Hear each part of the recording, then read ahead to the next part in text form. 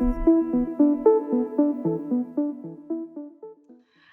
and welcome to our new Talking Heads vlog. I'm Bethan Thompson, Regional Marketing Manager for the UK, and I'm joined this evening and this morning by Steve Bell, our Chief Technology Officer for Security, and Richard Hewison, our Regional Manager for Security in the UK and Europe. Hello to you both. Good morning. Good evening.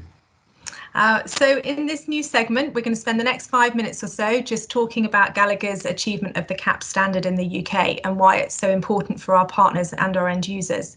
So if I can start with you, Richard, can you just tell us why government standards are so important to Gallagher? It's part of our global strategy. If we look at where our strengths lie, going back decades, government has always been top of the list, and I think that's just aligned with how our solutions work, what business problems they solve, and they're closely aligned to lots of government requirements. So it was only natural that we focused on the government strategy, and if you look at where we sit, it's right in the middle of the Five Eyes. So countries like New Zealand, Australia and the United Kingdom, we typically find that Gallagher is at some point in each of one of those countries. We do know that those countries talk to each other and Gallagher does come up in conversation. So it's only natural that we continued that strategy with CAPSS. We've had a long relationship with Her Majesty's government, and it just made sense to continue that on. So recently, that CAPSS approval was for cyber assurance, but for many years, our perimeter solutions have always been closely aligned with government projects. Yeah, and so Richard, our journey with CAPSS, as you'll remember, started a few years ago now, and we've been through quite a process. So we started with the pre-test, getting a lab in there to have a look at the product and do a gaps analysis for us, so we understood what it was. And then, we have an entirely New Zealand-based R&D team and manufacturing process. And, we got our team to have a look through that and work through all the gaps and work through the point where we enlisted a UK test lab, BSI, to actually go through the formal testing process on the CAPSS standard with us, and also on a readers and tokens standard.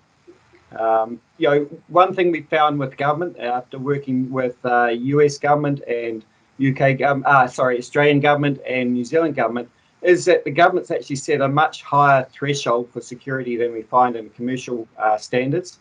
And the compliance is pretty strong, and the testing process is really thorough. So at that point, we know we've actually got a pretty secure product. Yeah. What sort of fundamental changes, Steve, did we have to make to meet that CAPSS compliance? Yeah, look, there's quite a few things. Our hardware, our controller hardware was up to the task, so that there was no changes required to our high-spec controller for that.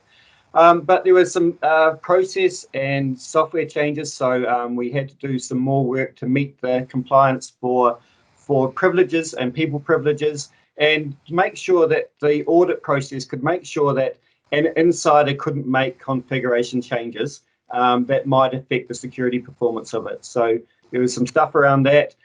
Server hardening, enclosure tamper protection, making sure the enclosures are really secure. There's a lot of work around that, and especially on the readers and token standard, where you've got a reader that's mounted not in the most secure zone, but in the least secure zone, that's on the outside of the zone, and making sure that that is ultimately really, really, well, there's no way of getting in and doing anything with it, really. So really stringent standards. The other one is our software process. So we had one of the team from BSI fly out to New Zealand for a week and put us through a really stringent audit process of our software process, and also the production process in our factory around the loading of security keys and all those areas. So after that, the government have good assurance that actually we are a good quality software developer and have a process that's repeatable, such that they can trust us. I think it's interesting to point out, though, Steve, that everything we do in high security is manufactured and developed in New Zealand. And that says a lot to when we have conversations with people when they audit us to say, where is that produced? And we all point to the same location. Yeah, and for us, it's always been something that we wanted to control the whole end-to-end system, and that includes the development process and also the manufacturing process. And so we can have surety that the keys we load are securely loaded.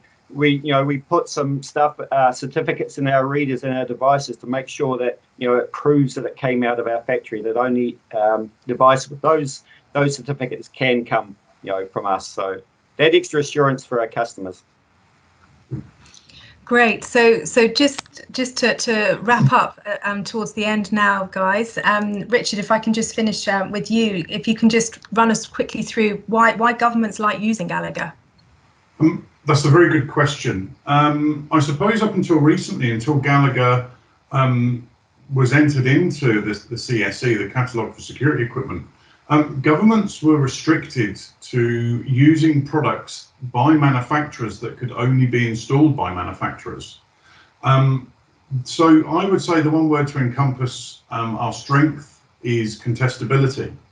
It now gives government choice to not only have a government approved solution, it's also commercially available. So they can now go out and select their defence contractors, ensuring that they have competitive tender processes. So the nice thing with Gallagher is, yes, it's commercially available. Yes, it meets the government standards, but it's the same product. There's nothing bespoke there. So we do manage to keep that cost base down, and it gives them contestability. And when we look at the evolution of these government standards, we're now starting to see commercial properties specifying CP&I approved systems for commercial properties. So it not just only extends to government. Those commercial entities are now saying if it's good enough for government, it's good enough for us. So it's a real differentiator for Gallagher. Definitely. Well, I think we'll have to leave it there. But I'd like to say a big thank you to both of you, and have a lovely rest of the evening, Richard, and a really good day for you, Steve. If you'd like to find out more about Gallagher's high security and cyber solutions, please visit our website, security.gallagher.com. Thanks very much. Thank you.